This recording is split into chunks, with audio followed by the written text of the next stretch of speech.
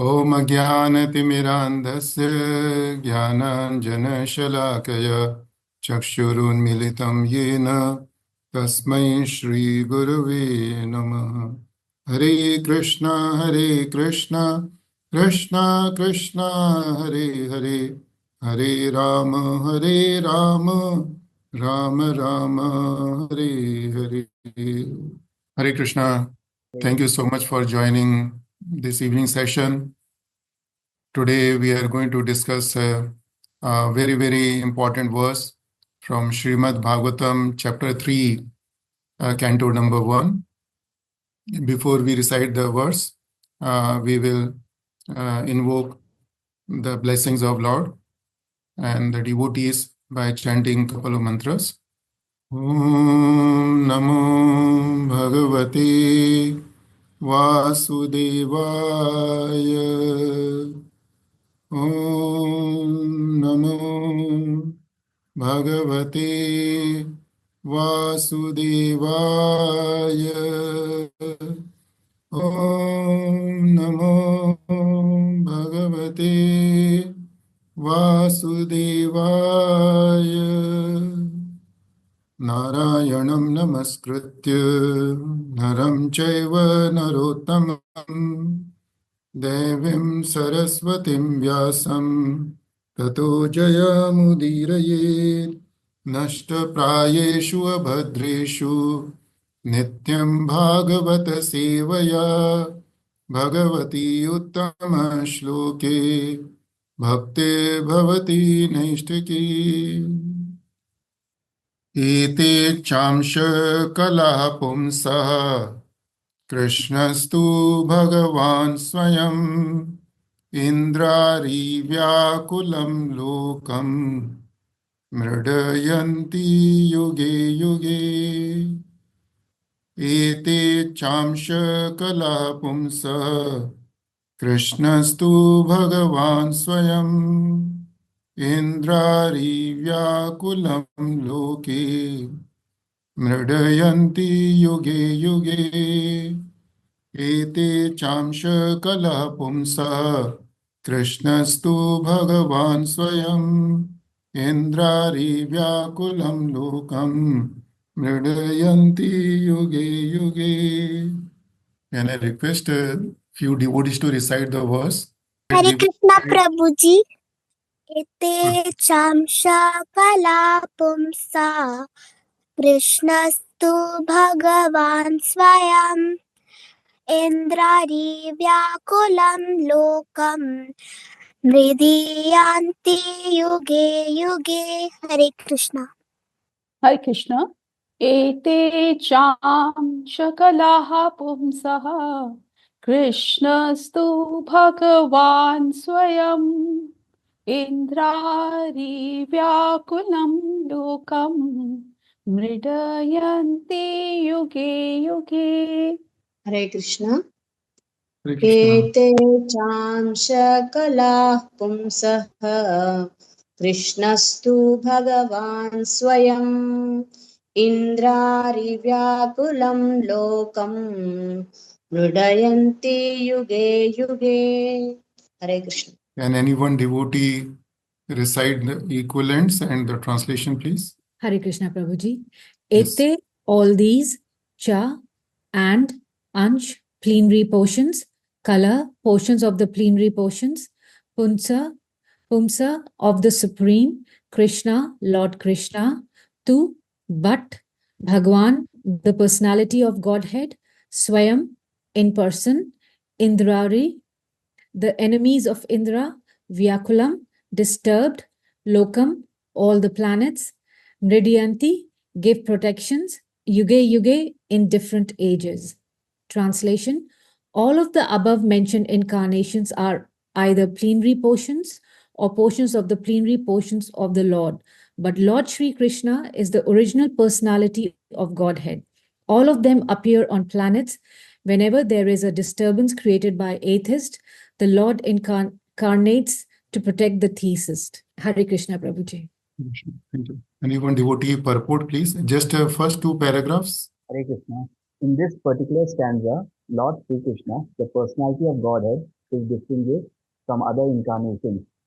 He is counted amongst the avatara incarnations because out of his causeless mercy, the Lord descends from his transcendental abode.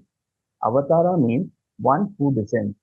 All the incarnations of the Lord, including the Lord himself, descend to different planets of the material world as also in different species of life to fulfill particular missions. Sometimes he comes himself and sometimes his different planetary portions or parts of the planetary portions or his differentiated portions directly or indirectly empowered by him descend to this material world to execute certain specific functions. Originally, the Lord is full of opulences, all prowess, all fame, all beauty, all knowledge, and all renunciation. When they are partly manifested through the planetary portions or parts of the planetary portions, it should be noted that certain manifestations of his different powers are required for those particular functions. When in the room small electric bulbs are displayed, it does not mean that the electric powerhouse is limited by the small bulb. The same powerhouse can supply power to operate large scale of industrial dynamos with great volts. Similarly, the incarnations of the Lord display limited powers because so much power is needed at that particular time. For example, Lord Parishrama and Lord Narasimha displayed unusual opulence by killing the disobedient Kshatriyas 21 times and killing the greatly powerful atheist Hiranyakashipu. Hiranyakashipu was so powerful that even the demigods in other planets would tremble simply by the unfavorable raising of his eyebrow. The demigods in the higher level of material existence many times excel the most well-to-do human beings in duration of life, beauty, wealth, paraphernalia, and all other aspects. Still, they were afraid of Hiranyakashipu. Thus, we can simply imagine how powerful Hiranyakashipu was in this material world. But even Hiranyakashipu was cut into small pieces by the nails of the Lord Narasimha. This means that anyone materially powerful cannot stand the strength of the Lord's nails. Similarly, Jamadagnya displayed the Lord's power to kill all the disobedient kings powerfully situated in their respective states. The Lord's empowered incarnation. Prabhupada ki jai. Yes, Prabhuji, should I continue? Yeah, Prabhu, please continue because I lost your voice. Okay. The Lord's empowered incarnation, Narada, and planetary incarnation, Varaha, as well as indirectly empowered Lord Buddha, created faith in the mass of people. The incarnation of Rama and Dhanvantari displayed his fame, and Balarama, Mohini, and Vamana exhibited his beauty. Dattatreya, Matsya, Kumara, and Kapila exhibited his transcendental knowledge. Nara and Narayana rishis exhibited his renunciation. So, all the different, indirectly or directly, empowered incarnations of the Lord manifested different features, but Lord Krishna, the primeval Lord, exhibited the complete features of Godhead, and thus it is confirmed that he is the source of all other incarnations. And the most extraordinary feature exhibited by Lord Sri Krishna was his internal energetic manifestation of his pastimes with the cowherd girls. His pastimes with the gopis are all display of transcendental existence, bliss, and knowledge. Although these are manifested apparently as sex love, the specific attraction of his pastimes with the gopis should never be misunderstood. The Bhagavatam relates these transcendental pastimes in the 10th canto. And in order to reach the position to understand the transcendental nature of Lord Krishna, Krishna's pastimes with the gopis, the Bhagavatam promotes the student gradually in 9 other cantos. Hare Krishna. Ete chamsha kala pamsa Krishnastu Bhagavan Svayam Indrari Vyakulam Lokam Vridayanti Yuge Yuge. So here Sutta Goswami says that Ete chamsha kala pamsa. Ete means the incarnations which have been described before this particular verse. So before this particular verse, Sutta Goswami has described the Purusha avatars Karnotkashai Vishnu, Garbhotkashai Vishnu, Shirotkashai Vishnu. And following that, Sudha Goswami has described various types of Leela avatars. He is giving the examples of 22 Leela avatars. Otherwise, there are innumerable incarnations of Krishna. So when Sudha Goswami says Ete means whatever incarnations, including Purusha avatars, have been described before this is what? They are Amsha means either plenary portions or Kala, portions of the plenary portions. They are either Amsha or they are Kala. And I'll explain you in a while what is a Amsha and what is a Kala. So Ete Chamsha Kalaha Pumsa. Pumsa means here it stands for the Krishna. Ete Chamsha Kalaha Pumsa. He says all these are either portions, plenary portions, or the portions of the plenary portions. Krishna's tu Bhagavan Swayam, tu means but. But Krishna is Swayam Bhagavan. Indrari Vyakulam Lokam. Indrari means, Indra means Indra, Ari means enemies. And Vyakulam means the disturbances. Whenever Indra's enemies means the demons create a disturbance, that time that time the Lord will manifest himself to protect the devotees in various millenniums. So this is the very basic meaning of this verse. And from this verse, today we will discuss one word, which is Bhagwan. Bhaga means, as Prabhupada has explained, Bhaga means opulence and Vans mean possessor. Prabhupada has quoted one verse from Vishnu Puran several times while he was explaining the word Bhagwan. In Vishnu Puran 6.5.47, it is stated, Aishwaryasya samagrasya viryasya yashasya shriyah jnana vairagyasya chaiva shadnama bhaga itingana. So Vishnu Puran informs us about the 6 kinds of opulences. And it is said that Aishwaryasya means it's opulence or the wealth. Viryasya, it means strength or the power. Yashashaha, it means fame. Shriya means beauty. And Jnana means knowledge. Vairagya means renunciation. And Shadna means 6. And Bhaga means opulence. Iti Ingana, the division. So here Vyasdevji has divided the opulences into 6 categories. And Samagrasya means in full. So Vyasdevji says that Supreme Personality of Godhead, Krishna has the 6 opulences in their entirety, Samagrasya, in totality. In unlimited quantity also you can say. So these 6 opulences are knowledge, wealth, beauty, power, fame, renunciation. Now when we talk about the knowledge, we know that Krishna is the source of all knowledge. When Krishna says, Aham Sarvasya Prabhu, I am the source of everything, that means Krishna is the source of all the knowledge, either material knowledge or the spiritual knowledge. Wealth means we know what is the meaning of wealth. So Krishna is the source of entire wealth. We understand from Brahma Samhita that there are unlimited number of Lakshmijis are always engaged in serving the lotus feet of Krishna. Although Krishna is not attached to any one of the Lakshmis, but the Lakshmijis, they never leave Krishna. That's the opulence of Krishna. So knowledge, wealth, beauty. Krishna is so beautiful that he defeats the beauty of millions of cupids.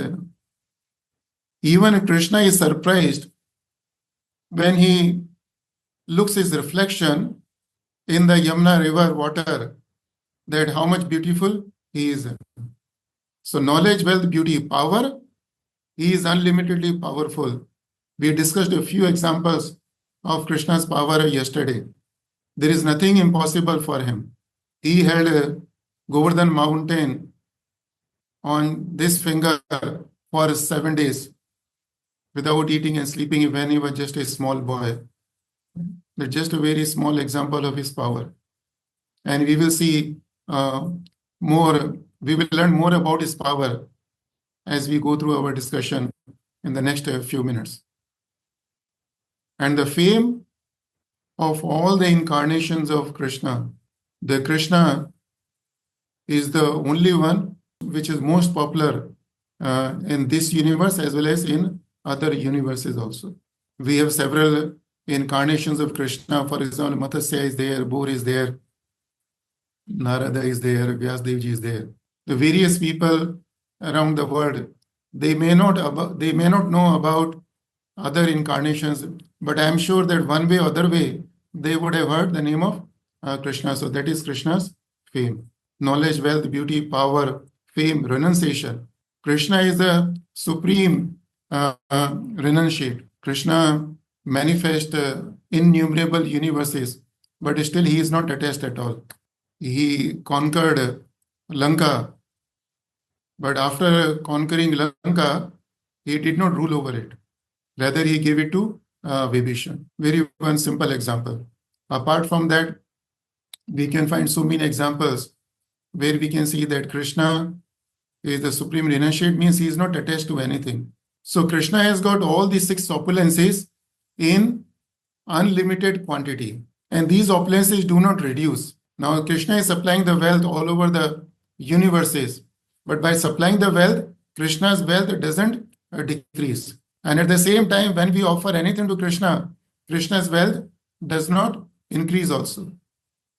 Similarly, Krishna's beauty never fades away. And another thing, that all these 6 opulences are there in Krishna naturally. He has not been given these opulences by anybody. Apart from Krishna, any opulence to anyone has been bestowed by Krishna. But Krishna has naturally got all these opulences: knowledge, wealth, beauty, power, fame, renunciation. And these opulences remain with him as it is. We can understand with a simple example like sun. Sun has been supplying the heat and light for millions of years. But still we can't say the heat and light of sun has reduced over the years.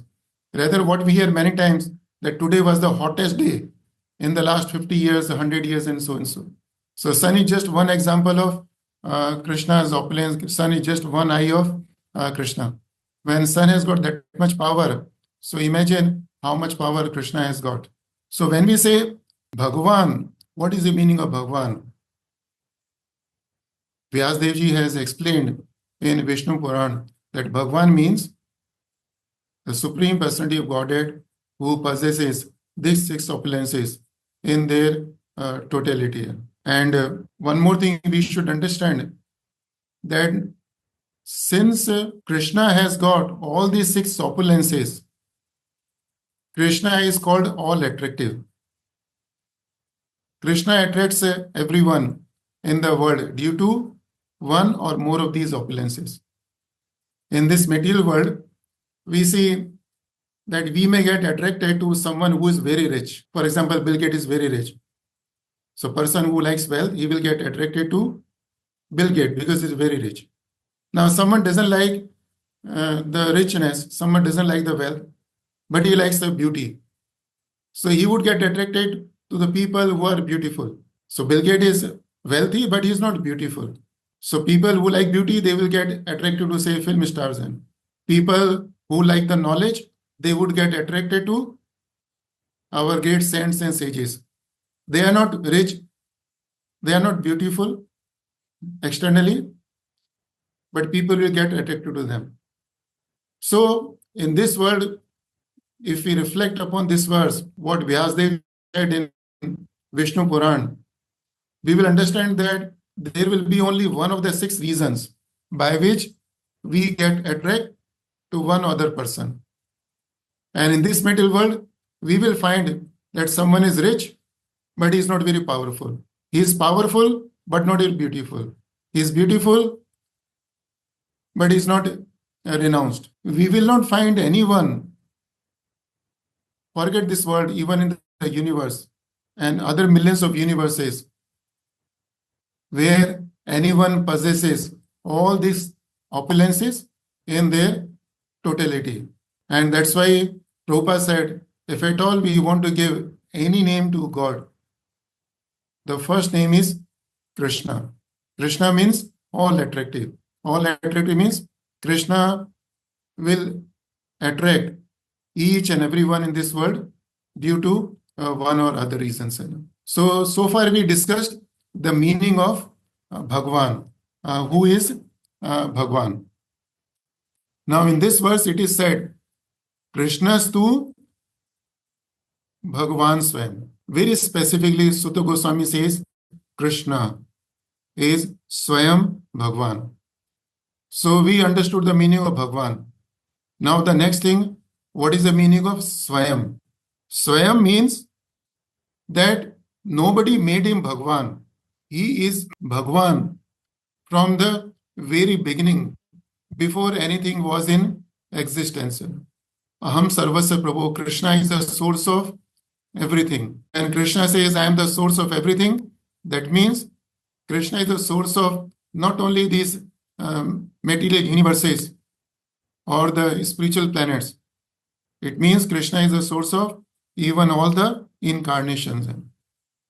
In the Brahma Samhita, Brahmaji says, Ishvaraha Paramaha Krishna, Sachidananda Vigraha, Anadir Adir Govinda, Sarva Karana Karanam.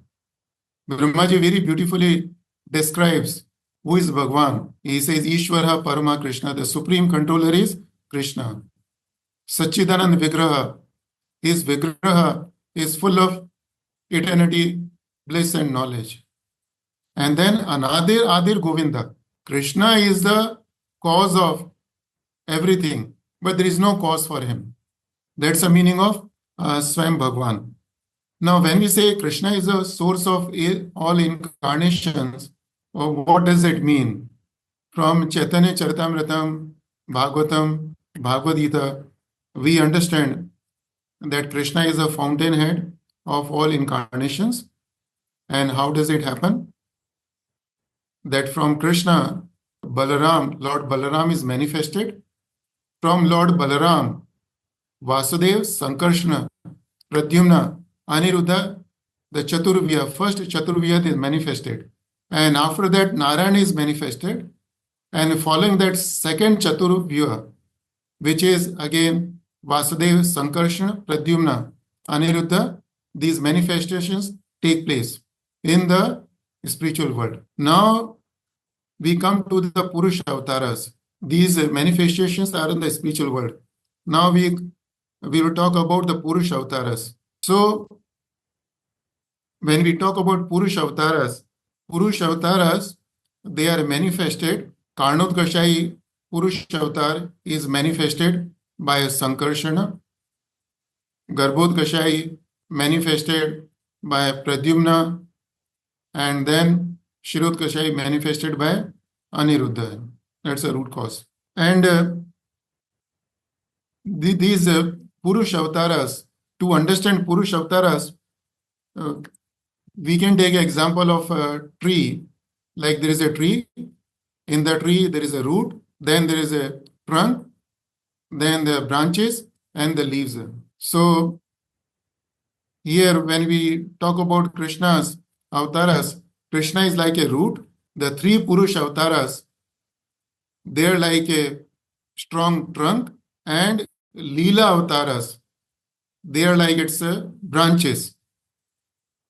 And Shakta Vish, the empowered Jivas, they are like its leaves. And we will discuss in bit detail after a few minutes.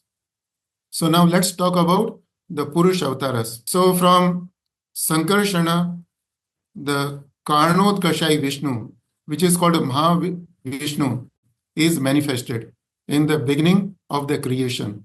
And he lies in the ocean of water, which is called a causal ocean. Yah karnarnava jale bhajati sma yoga, Brahmaji says in Brahma Samhita. So this causal water is lying between the material universes and the spiritual world. Between the spiritual world and the material universes, there is a water where Mahavishnu will lie down on the Ananta Shesha. Mahavishnu is like a federal government. And what Mahavishnu will do, Mahavishnu will create a country. Create a country means just Mahavishnu will provide the boundaries of the country. Okay, this is the boundary of the country, and he will provide the elements for further creations within the country. So for creating anything within a country, what we need? We need various things. We need Panch Mahabhut, we need the material energy.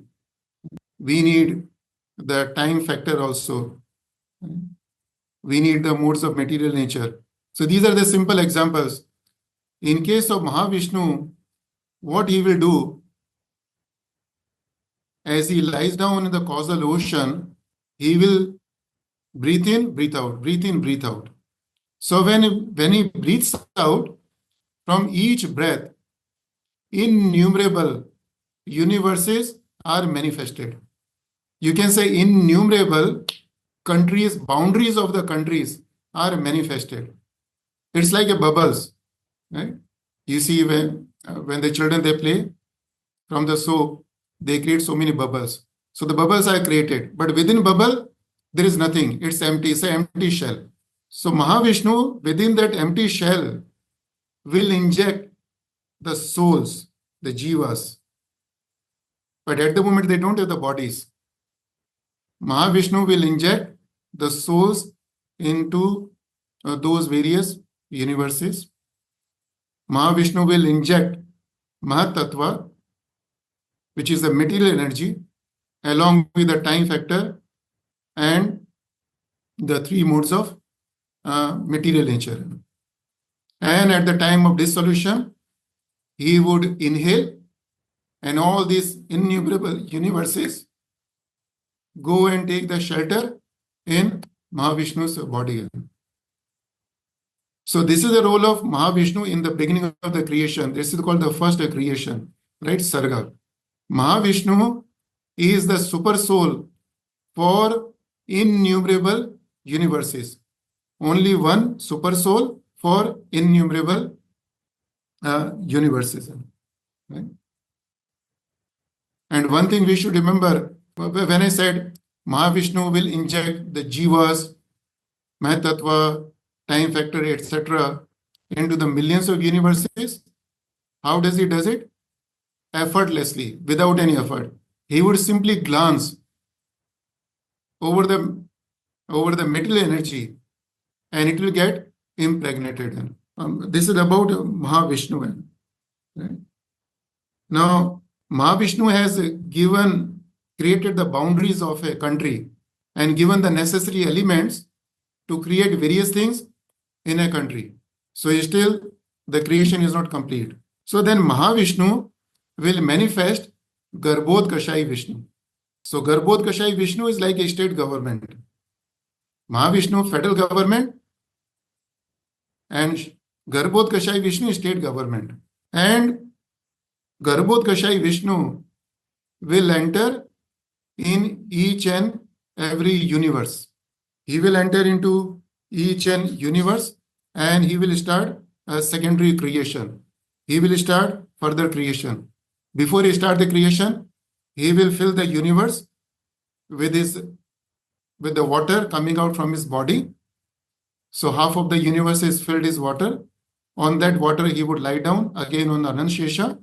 And when he lies down, from his navel, he would manifest the lotus flower. And then he would manifest Brahmaji. And he would impart necessary knowledge and intelligence to Brahmaji for further creation. Now see, What Mahavishnu did, Mahavishnu, he created the total material energy within the universe. Now, within the universe, there are various planets. So that energy has to be distributed to various planets. Like in a country, whatever resources are there, those resources are distributed to various states and cities. So similarly, Mahavishnu has provided a total quantity of the resources. Now the allocation, who will do the allocation? Allocation is done by Brahmaji under the supervision of Garbhodakashayi Vishnu. But before he does the allocation, what he will do? He will do some work on the resources what Krishna has provided to him. Krishna has provided earth, water, air, fire, and ether. So, but earth cannot be used as it is for the creation. Brahmaji will transform that earth into the mountains, into the soils, into the clays, and etc. Similarly, water will be transformed into the oceans, rivers, and the fluids what we have in our body. Similarly, Brahmaji will transform the air element into the breathing and the wind. He will transform the fire element into our fire of digestion, heat, various kinds of stars. And ether, with the ether, he will create a space for various planetary, for the movement of various planets. So he received the elements from Krishna. He transformed those elements into the necessary forms by which further creation can take place. So now with these elements, the intelligence given by Garbhodakashayi Vishnu, he would start creation. And now the jivas, the souls, will start getting the bodies. Mahavishnu has manifested only the jivas. Bodies are not there. Brahmaji will assign the bodies to each and every jiva. Brahmaji will create 14 planetary systems. Brahmaji will manifest various plants, animals, human beings, oceans, etc. He will create the bodies as I mentioned to you, and he will populate all the 14 planetary systems according to the karmas of various living entities. Right? So this is the role of Garbhodakashayi Vishnu.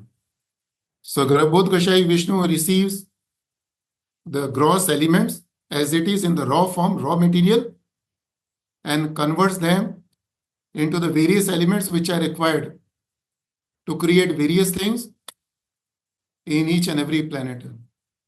And Brahmaji, he lies down into the Garbhodaka ocean, and Garbhodaka ocean is there in each and every universe.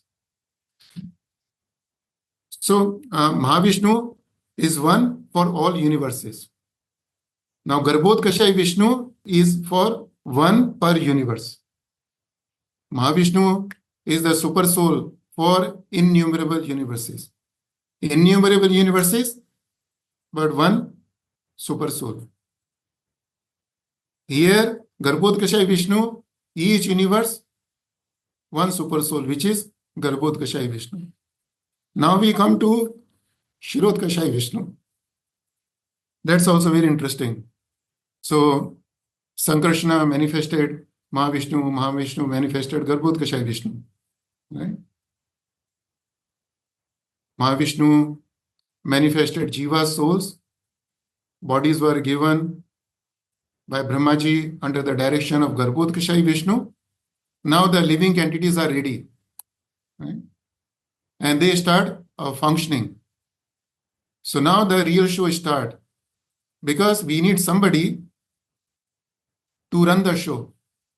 Mahavishnu is federal government, Garbhodakashayi Vishnu is the state government, and Kshirodakashayi Vishnu is like a local authorities. Right? And Kshirodakashayi Vishnu, he would reside in each and every living entity, not only the human beings, even other jivas also. So that's why the Kshirodkashai Vishnu expands into innumerable forms, because there are innumerable entities. And within each entity's heart, he resides. In case of Mahavishnu, innumerable universes, only one soul, which is Mahavishnu. For each universe, Garbhodkashai Vishnu is there, right? But only one Garbhodkashai Vishnu for each universe. Now within universe, there are several planets, each planet innumerable entities. So Kshirodkashai Vishnu expands himself into all those, manifest himself into all those innumerable entities, a heart cell. But still, the Kshirodkashai Vishnu has got his own place of residence, which is called Shweta Dvipa. In Brahma Samhita, in the concluding verse, we say, Bhaje Shweta Dvipam, Go Lokam iti. Yeah. So he resides in his own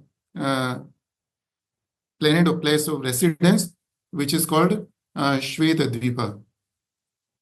Now, what is the role of Kshirodkashai Vishnu? He is like the supreme CEO of this universe.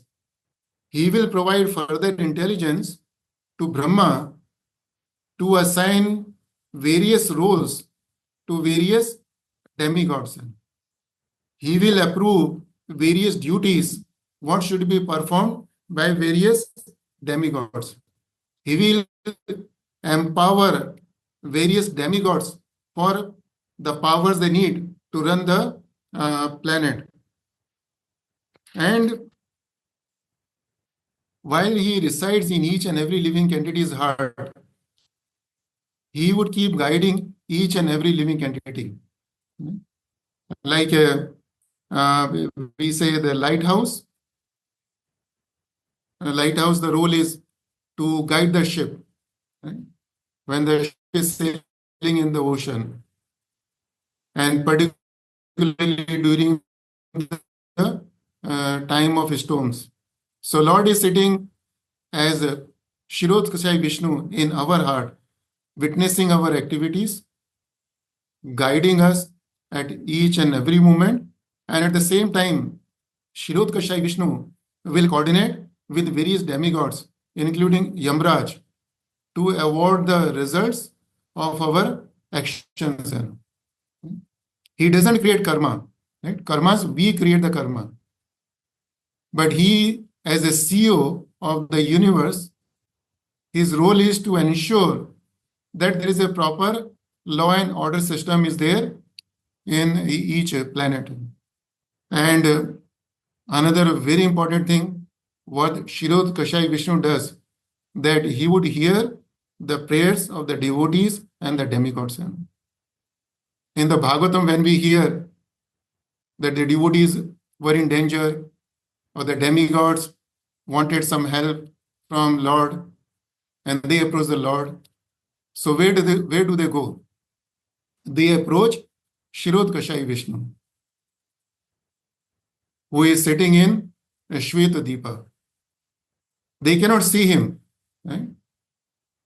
But the Lord can hear the prayers. This Kshirodkashai Vishnu will take the decisions regarding various types of incarnations.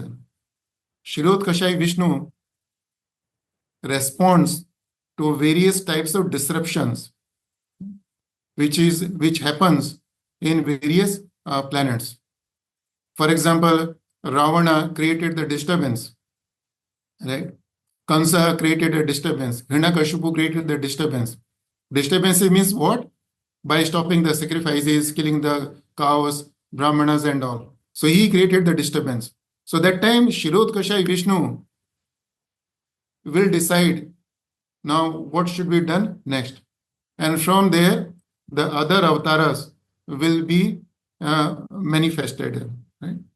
And Kshirodkashai Vishnu interacts with the devotees when they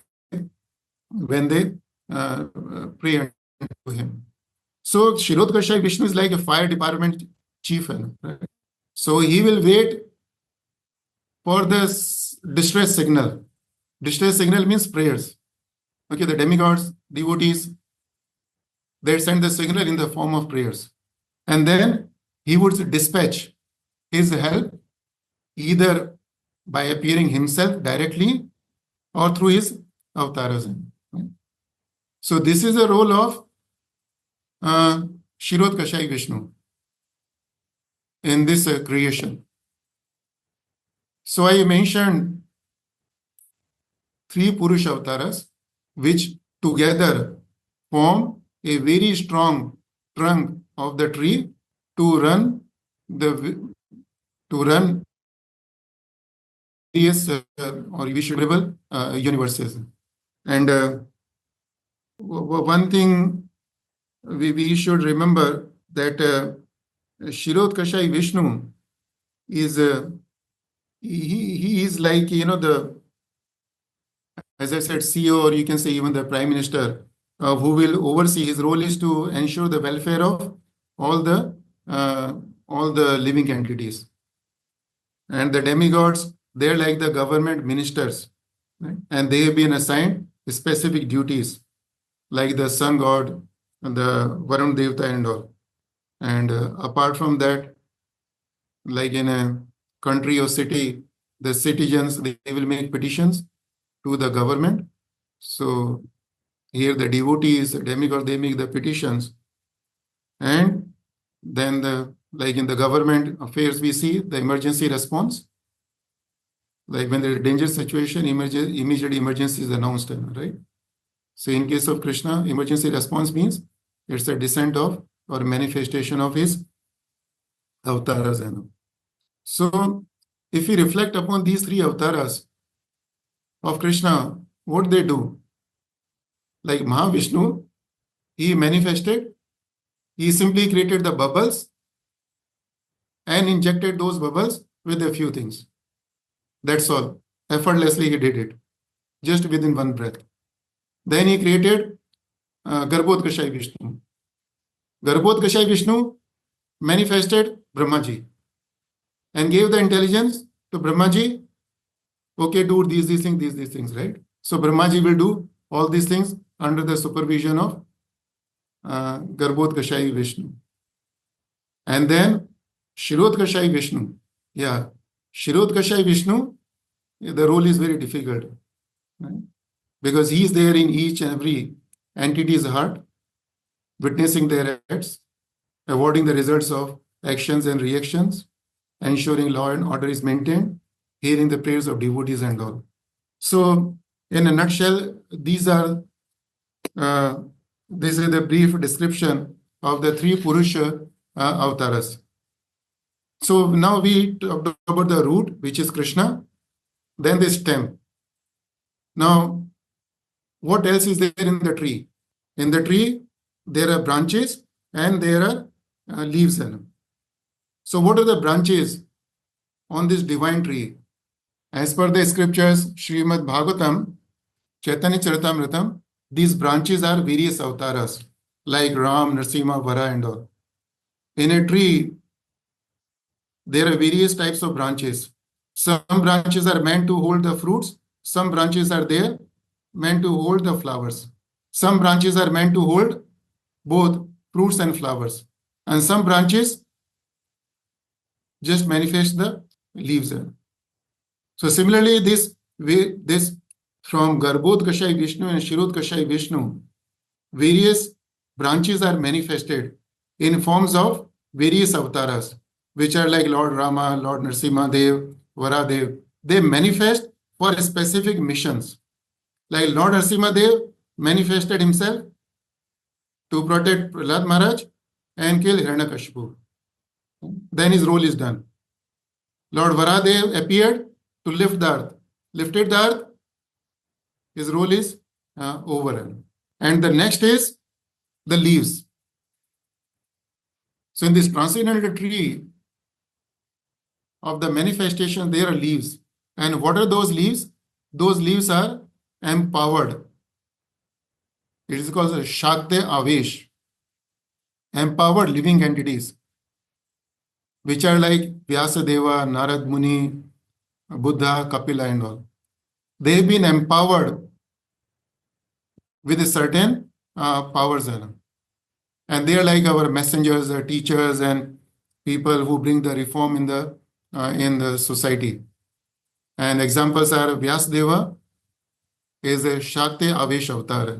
He was empowered with knowledge. Prithvi Maharaj, he was empowered on how to rule the country. Narad Muni, he was empowered with bhakti.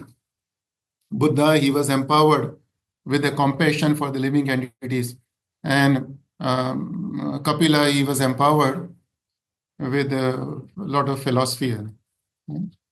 In the Srimad Bhagavatam, Shaunak Rishi wanted to know about Krishna, why Krishna descends himself.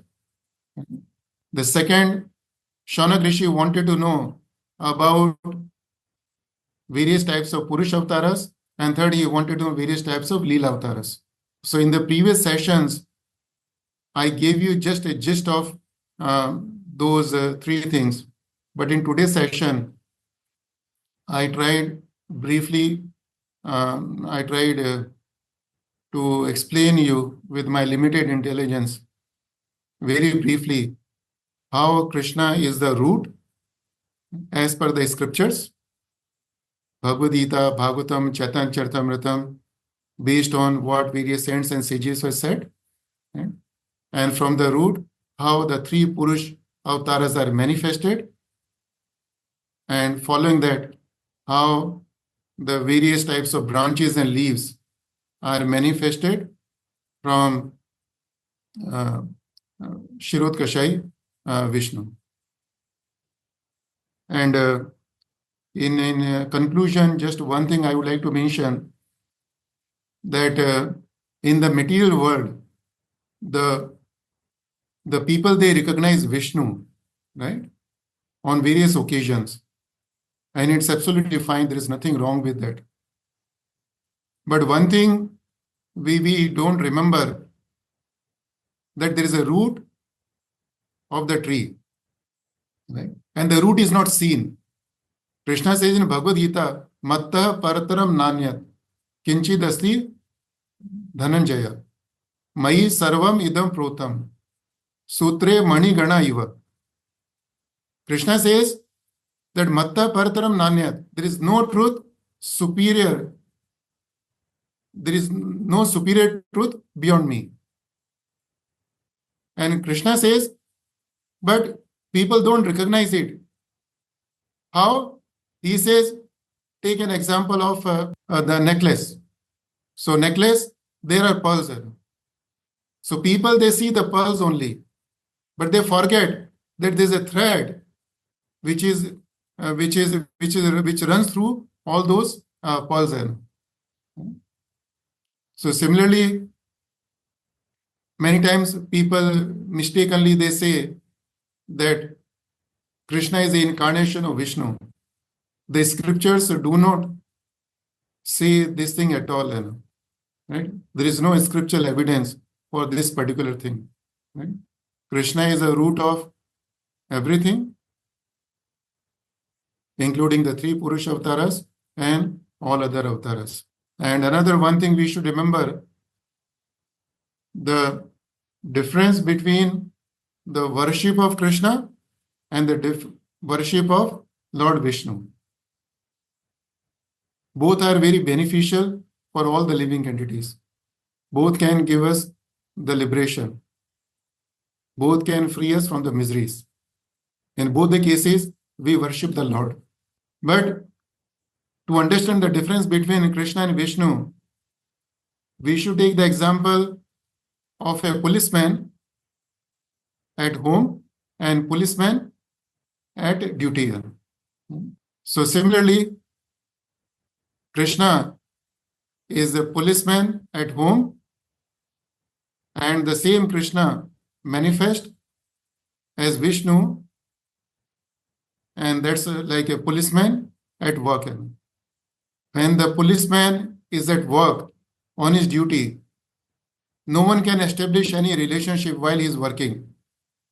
The only one thing he will do, either to give the orders or take the orders. Just a servant-master relationship.